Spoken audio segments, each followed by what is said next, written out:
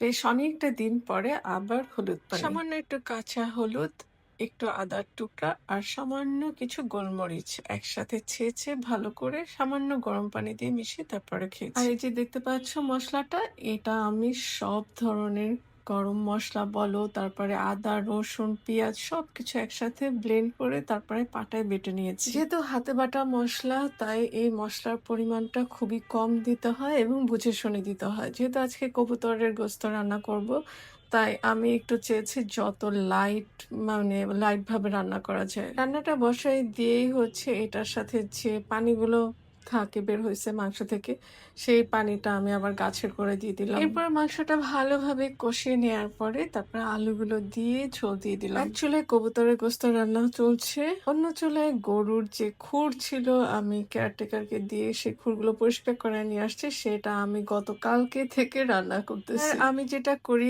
একসাথে প্রায় 2 table 3 table চামচ চিয়া সিড আমি ভেজায় রেখে দেই ফ্রিজের ভিতরে। তারপরে আমার যখন প্রয়োজন হয় তখন আমি এখান থেকে কিছুটা নিয়ে নিয়ে খাওয়া হয়। এরপরে দেখো যে বিভিন্ন তরকারিতে আমি হচ্ছে কাঁচামরিচ দিচ্ছি। এই কাঁচামরিচগুলো হচ্ছে গত বছর আমি একটা বক্স করে রাখছিলাম। আমার আম্মার বুদ্ধিতে সেগুলো নিয়েই যখন বাসায় কাঁচামরিচ থাকে না বা আনতে ভুলে যাই, তখন এই বক্স থেকে অল্প অল্প নিয়ে ইউজ করি। দুপুরে রান্না হয়ে যাওয়ার পরে হচ্ছে আমার ছোট বোনের জন্য একটু কাঁচা মিষ্টি, মানে টক মিষ্টি একটা আচার বানাবো। তাই একটু পাঁচফোড়নটা ঢেলে নিলাম।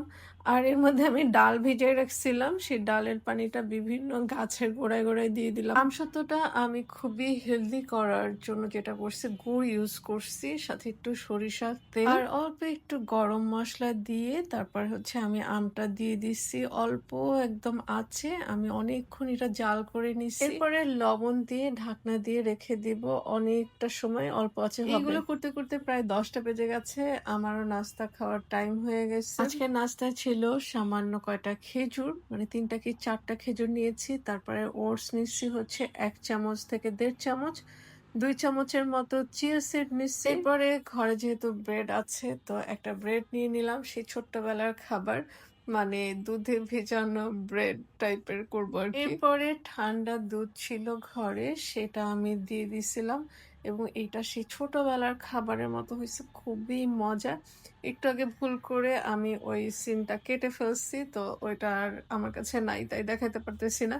যাই হোক, খাবারটা খুবই মজা ছিল। এর মধ্যে দেখো আমটাও মোটামুটি সিদ্ধ হয়ে গেছে। সিদ্ধ আমের ভিতরে দিয়ে দিলাম 5 ফোড়ন। 5 ফোড়নটা আমি ভেজে নিয়েছি, সে সাথে আমি 4-5টা মরিচও ভেজে নিয়ে তারপরে হচ্ছে ব্লেন্ড করে রেখে দিয়েছি, এখান থেকে অল্প একটু দিয়ে দিলাম। আমসত্ত্বটা হতে হতে আমি এদিক থেকে আবার ডাল বসাই দিলাম, একদম মাখা মাখা ডাল, খুব ঘন করে ডালটা রান্না করতেছি, খুবই মজার একটা ডাল। আমসত্ত্বর জন্য এই ডালাটা রেডি করছি। ডালাটা মনে হয় আম্মু অনেক বছর আগে কিনে রাখছিল, তো এটা খুব ভালো করে পরিষ্কার করে তারপরে একটু সরিষার তেল দিয়ে সুন্দর করে এভাবে বিছিয়ে দিছি। এরপরে সকালের ধামাকাদার রোদে নিজ হাতে ছাদে যেয়ে দিয়ে আসছি। এমন রোদ উঠছে দেখো, আমার আমসত্ত্বটা এক রোদই কতখানি হয়ে গেছে। যেহেতু একটু মেঘ করতেছিল, এর জন্য আগে আমসত্ত্বটা ঘরে এনে রেখে তারপর ভাত খেতে বসছি। এই যে দেখো কবুতরের মাংস, তারপরে হচ্ছে কচুর শাক ছিল আগের, আর হচ্ছে ডাল। আজকে বই পড়তে পড়তে একটু লেট হয়ে গেছে। আজকে দুপুরে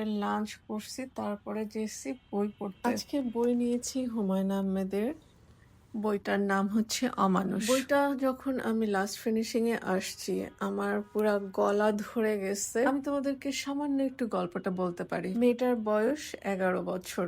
বাবা খুব বড় বিজনেসম্যান, কিন্তু ব্যাংকের কাছে তার প্রচুর ঋণ, আর তার মা করে বেড়ায় বিশাল বিলাসিতা। হাজবেন্ড তার ওয়াইফকে বলেছিল যে আমি অনেক বেশি ঋণগ্রস্ত, তুমি তোমার বিলাসিতার খরচ কমাও। বউয়ের অনেক টাকা পয়সা থাকা সত্ত্বেও তার হাজবেন্ডকে কোনো রকমের সহযোগিতা সে করে নাই। অন্যদিক থেকে হাজবেন্ডের যে ভালো ফ্রেন্ড আছে, সেই ফ্রেন্ডের সাথে আবার তার বউয়ের খুব ভালো সম্পর্ক। বাচ্চার সিকিউরিটি ইস্যু থাকাতে বাচ্চা স্কুলে যাচ্ছিল না। মেয়েটা খুব করে চাচ্ছিল যে মায়ের কাছে, যে সে স্কুলে যেতে চায়। সারাদিনই মেয়েটা ঘরে বসে থাকে, মাকে অনেকবার বলার পরও মা কথা শোনে নাই। এরপরে তাকে একটা বডিগার্ডও রেখে দেওয়া হয়েছে, কিন্তু মায়ের এবং তার বাবার যে বন্ধু আছে, সেই বন্ধুটা হচ্ছে সেই 11 বছরের বাচ্চার দিকে খুবই কুনজর ছিল। মেয়েটা বারবার মাকে বলতে যেও মা তার কথার গুরুত্ব দেয় নাই। বিভিন্ন কারণে বিভিন্ন জায়গায় মেয়েকে নিয়ে সেই আঙ্কেলের সাথে